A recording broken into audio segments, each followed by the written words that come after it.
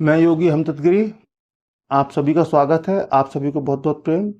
साथियों, पिछला वीडियो हमने षटकर्म के अंतर्गत कुंजल क्रिया पर बनाया था, जिसमें आपको बताया था कुंजल क्रिया किस तरह से करनी है। अब कुंजल क्रिया करने के बाद में आवश्यक हो जाता है जल नीति, और जिन्होंने कुंजल क्रिया नहीं की है उनके लिए भी जल नीति आवश्यक है। सभी के लिए आवश्यक है, कोई भी कर सकते हैं। उसके बारे में विशेष सावधानियां जो हैं वो आप समझ लीजिए। और सूत्र नीति, जल नीति, दो प्रकार की नीतियां होती है विशेष। सूत्र नीति तो विशेष कर एक्सपर्ट के ही साथ सानिध्य में करनी चाहिए, जो विशेष जानकारी रखते हैं।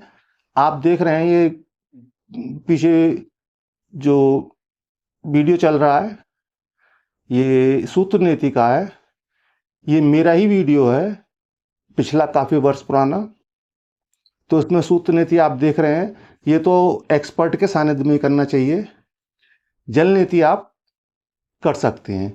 उसके लिए भी जो सावधानियां बताई जाएंगी वो सावधानियों का ध्यान रखते हुए।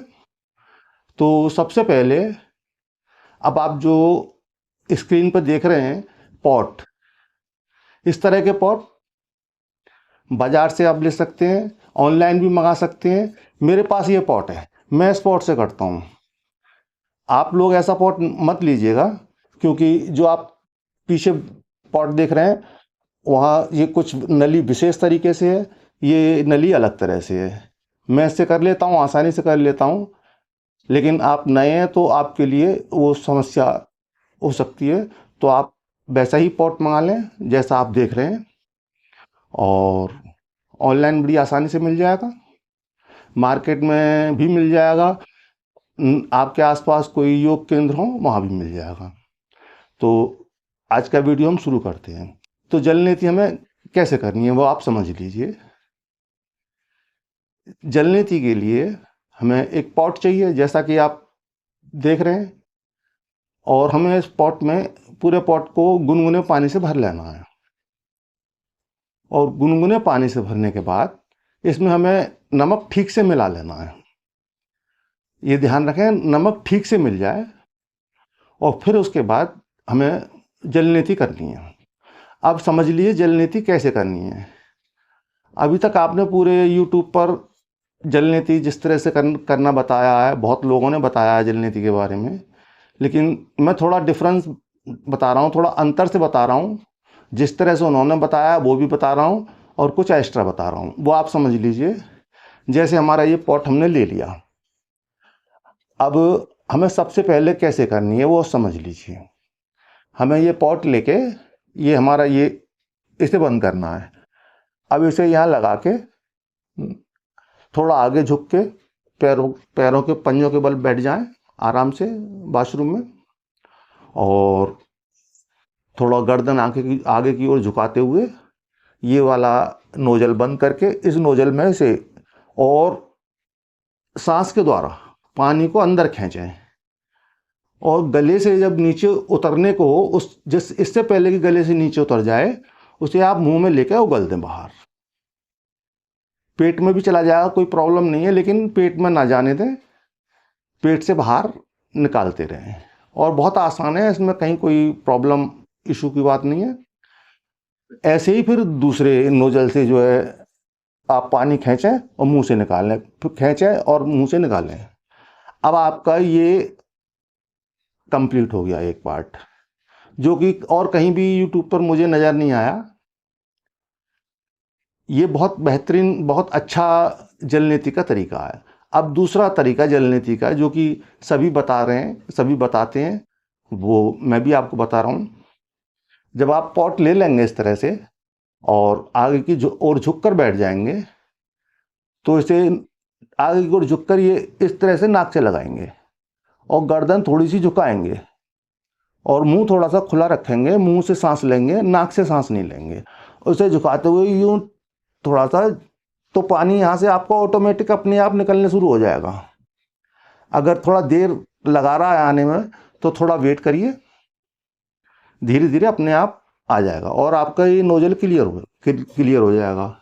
ऐसे ही आधा लोटा से करने के बाद में आधा पॉट खाली हो जाए तो फिर आधा पॉट दूसरी नाक से इस तरह ही गर्दन झुकाते हुए ये इस तरह से आप कर लेंगे। और फिर उसके बाद कपड़े से अच्छे से पोंछ लेंगे। पोंछने के बाद अब आपको करना है कपालभाति प्राणायाम, जिससे कि यहाँ हमारे हेड में जो भी पानी रुका हुआ है वो निकल जाए। पानी निकाल देना बहुत आवश्यक है। अगर पानी नहीं निकालेंगे तो अगर हमारे कहीं भी पानी रुका रह गया वहीं हमारे लिए प्रॉब्लम क्रिएट करेगा। हमारे सर में भी दर्द हो सकता है, हमें सर्दी जुकाम भी बन सकता है, बहुत सारी परेशानियां हमें हो सकती हैं। इसलिए बेहतर होता है कि हम उस पानी को निकाल दें। उसके लिए कपालभाति प्राणायाम, हम आगे की ओर झुककर नीचे गर्दन करके थोड़ा सा उस तरह कपालभाति 8-10 स्ट्रोक मार लें।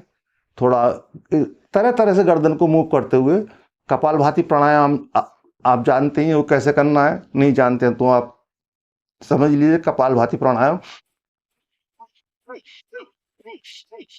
इस तरह से सांस को बाहर फेंकना स्ट्रोक के द्वारा, झटके से गर्दन ऊपर करते हुए इस तरह से आगे की ओर झुकाकर गर्दन नीचे झुका के थोड़ा टेढ़ा करते हुए तरह तरह से, मतलब जितना जैसे जैसे आप निकाल सकते हैं।